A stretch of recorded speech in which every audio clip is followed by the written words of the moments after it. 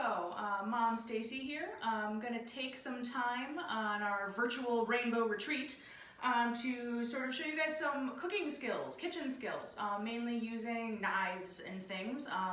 I've been hearing a lot of you guys are trying out some new recipes in quarantine, and there's a lot of vocab that all these recipe writers and chefs put into their recipes that you might not know the difference between some stuff.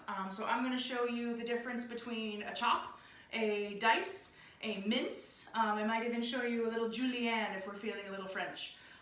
So hang tight and I'm going to get a little prepared and let's dive into some kitchen knife skills. Okay, so first we're going to tackle garlic. Garlic comes usually in whole bulbs in your produce section.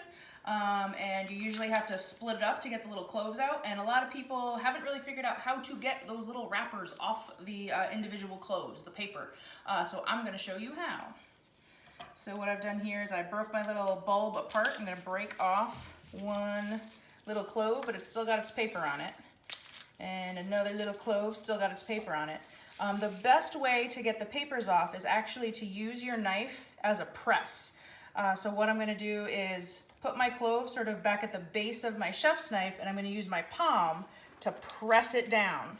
And what that does is it's going to crack all that paper, and it's going to make it easier to get the clove out of there. So I'll do it one more time. I got my knife, the broad side of it. I'm going to press down on the clove to squish it, and now all my little paper just peels right off of my happy little clove. Nice and easy. So you're not spending oodles and oodles of time getting all your little papers off your garlic cloves for your nachos, your tacos, your, I don't know, meat sauces for your pasta. Okay, so from here, most of your recipes are probably gonna call for either minced garlic or sliced garlic, maybe even chopped. So I'm gonna show you what each of those looks like real quick. So a slice is pretty standard. When you're using any sort of knife, remember you wanna hold pretty tight on the top of the neck of it, so you kind of have it balanced between your thumb and forefinger, and then you want to keep the tips of your fingers out of the way. So for me to slice this garlic, I'm just going to use sweeping motions along my cutting board, and I'm moving the knife towards the thing I'm slicing. My fingers aren't in the way. I'm not risking getting anything bloody.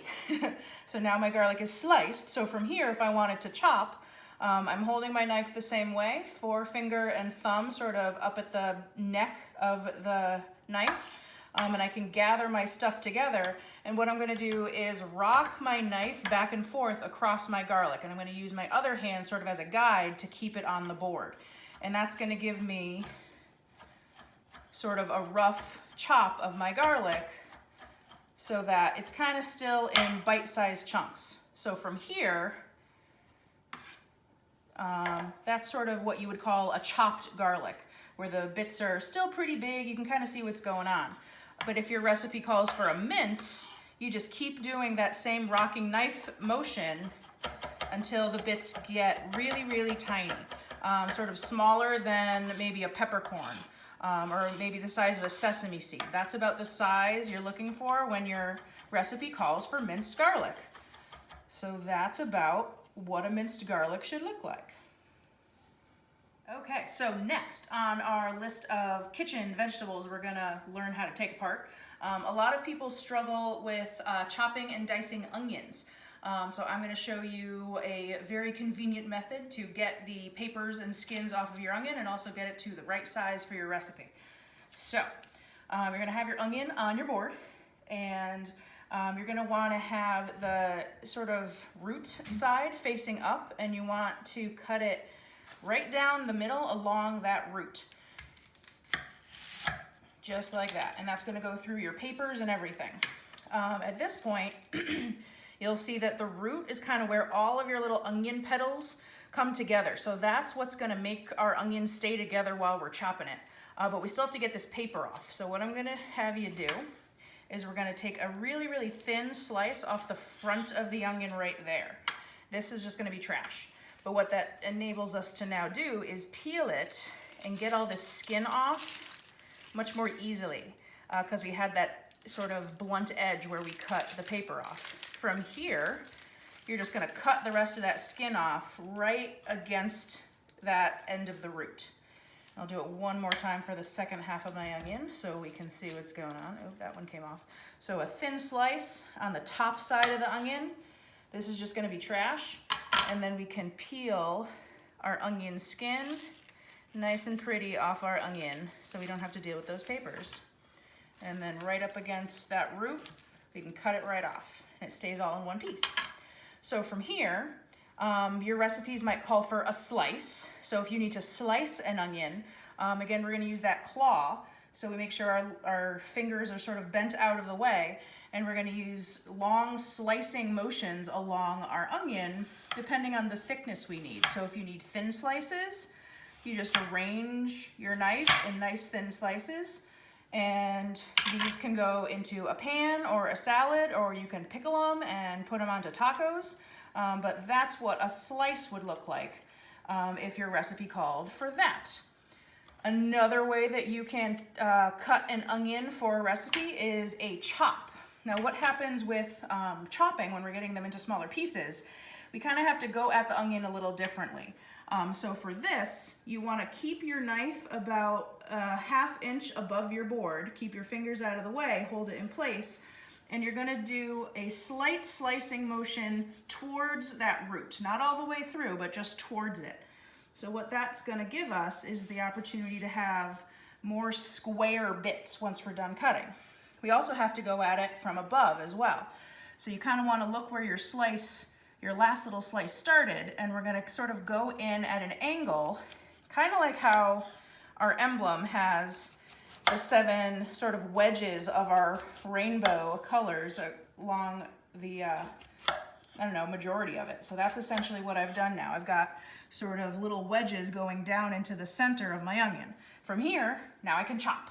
So I'm gonna use the same motion I did when I was slicing, keeping my knuckles back and making sure my fingers aren't in the way. But what's gonna happen here is my onion pieces are gonna be into more of a chopped sort of size. So when we're talking about chopping versus chunking versus dicing, it really just has to do with the size of the bits that we end up with. And when you get to this point, this is where some people also struggle.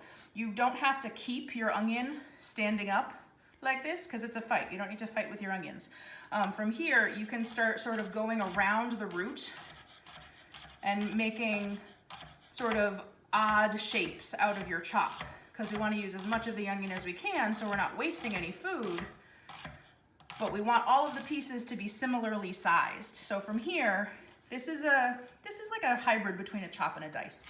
This is a little small for a chop sometimes, but it depends on what your recipe wants. If you're wanting a mince, same deal as we did with the garlic. You could just go in with your knife a couple more times, going through your pile of onions and pulling it back towards you, and that will give you smaller pieces. So if you needed a smaller dice or a fine dice or a mince, that's how you would get smaller pieces of your onion. All right, is what to do when your vegetables are different sizes sort of throughout their stalks. So sometimes you'll run into carrots that are like really narrow at one end and really fat at another end. Or I have a piece of celery here, and when you take the celery sort of off the bulb, when it's closer to the root, it's wider at one end and then it gets really narrow as it goes through the rest of it. So in that case, what you're gonna need to do is sort of break them apart so that when you chop, when you dice, when you slice, everything's gonna be closer in similar size so it cooks evenly within your stuff. So first, what I'm gonna do is turn this into sort of celery sticks for like a dipping sauce. So like I could dip it in peanut butter, ranch, whatever. So what I'm gonna start with is cutting this into thirds, just so there's sort of like a 2-bite sort of size. So I'll go 1/3 and 2/3. And that's gonna help me figure out what size I want my stuff to be. So this first chunk here, that probably is good just to be in half. So from here, I could use these to dip, and they're about the same size. If I look at this guy, he's similar. So I can probably get away with cutting him just once in half on his own, and his width is pretty similar to the other two. This guy here though, he's pretty chunky, so we're gonna need 3 cuts out of this piece of celery to make them similar in size. All right, so if I was just gonna use these to dip, we're good. they're about the same size. That's about 2 bites worth of peanut butter. And I could call that a day. But if I wanted to use this as something in a soup maybe, or a tuna salad, a chicken salad, I'd want to chop these, but they all have about the same diameter right now. So what I could do is put them on my board, and to make them sort of make sure that they're all at the same starting point, I can sort of use the edge of my knife to make sure all of my little celery sticks are lined up in a row. I'm gonna use my same little hand where my fingertips are tucked back, so they're not in the way. And I'm just gonna do sort of thin-ish slices here. And what that's gonna do is chop all of my celery sticks together. And I'm gonna bump them up against my knife a little bit to make sure they're still at all the same length, so that nobody's getting too much longer or shorter than the guy next to them. And what that's gonna let me do is have sizes of my vegetable ingredients that are very, very similar. So if I was to put this in a pan and saute it with some oil, or if this was gonna go into a soup, all of my little bits of celery would be about the same size. So last vegetable I'm gonna show you how to tackle is a carrot. And a lot of the stuff I'm showing you with the carrot, you can sort of mirror onto just about any like cylindrical vegetable. So cucumber, zucchini, summer squash, whatever you want to play with, whatever your recipes are calling for. So when you're dealing with carrots, you always want to cut off the end where the little stems grew out. You can give that to your dogs if you like. Also, sometimes the ends get a little chewed up at the plant, and that's okay too. So we're gonna make those go away so our carrots are nice and sort of clean looking. But I've washed these, so they're already nice and spick and span, and I'm not gonna peel them because I like how they look when they're not peeled. There's a couple different ways you can use a carrot, or how your recipes might call for a carrot. A chop is very similar to the chop that we did with the onion, in that you want your cuts to be like 1/4 of a mouthful or less than 1/2 of a mouthful. So that would be about a good size if you were gonna chop a carrot for a soup or a stir fry, a stew, something like that. Sometimes if you're doing something heartier, it might say you want chunked carrots. And what I like to do with chunked carrots is you can also cut carrots on the bias and make the shapes a little bit more interesting. When they have more angles to them, your vegetables will actually hold more sauce and seasoning, so having more sort of surfaces on them is a good time. So sometimes what I'll do is I'll cut on the bias in one direction, then I'll roll my vegetable the other way, so then it gets a little more interesting looking. So that once it's in my soup, I've got sort of uneven cuts, but it makes it more interesting for the eater too. So that would work as like a chunk of carrot, or carrot chop, like a large chop for a carrot. Another thing people will need in their recipes sometimes is called julienne. And when you julienne something, you want sort of long strings of things. So often in the grocery store, you might see shredded carrots in a bag. That's a julienne cut. So instead of having all these different types of carrots in your fridge, if you just want to buy a bag of regular carrots, what I usually do when I have to do something like that for a cylindrical vegetable is I'll hold it as best I can in my little like knuckle claw, and I'll cut off one edge of it so it stops rolling around on my board. So that now gives me like a little foot on my carrot. And this is just trash or dog food, depending on what you have at home.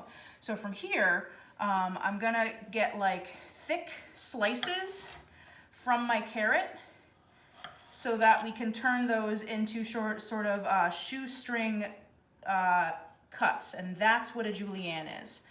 So now I have all these thin bits of carrot, and I'm just gonna go at it from the opposite direction, so perpendicular to how I already cut it, and we're gonna do really fine, slices with my same little claw. And what I'm getting here, you could use this as a topper to a salad. You could use this in a coleslaw. This could go in a pan and get sauteed, or you could just use this in a stir fry with some noodles. But now we've got sort of thin little matchsticks, but that's called a julienne cut. And from there, if you needed a minced carrot for something, you could just go at it from the opposite direction as well, because these are nice little thin matchsticks we've got now, and I can mince them into? So to wrap up, we covered a lot of stuff, kitchen basics and different ways you can manipulate different vegetables and things. We learned how to peel garlic, we learned how to peel an onion, we learned how to slice and mince some garlic, we learned how to slice and chop and dice an onion. We've also got our chunks of carrots, our julienne carrots, and our diced carrots. And then we also learned how to break down vegetables like celery that are narrower at one end and thicker on the other. Something to keep in mind is using stuff in the kitchen can be dangerous. So make sure that when you are experimenting in the kitchen, when you're trying new recipes, you're talking to the adults in your families and making sure they're okay with you using the sharp tools and that they can monitor and help you learn how to be a better chef and learn how to make your knife skills in the kitchen a little bit better. So I hope that you guys are having a lot of time with your families where you're trying new recipes, you're having meals together, and you're enjoying your time, and I can't wait to share some meals with you guys sometime soon. So thanks so much for coming to our virtual retreat. Thanks, Connecticut Rainbow.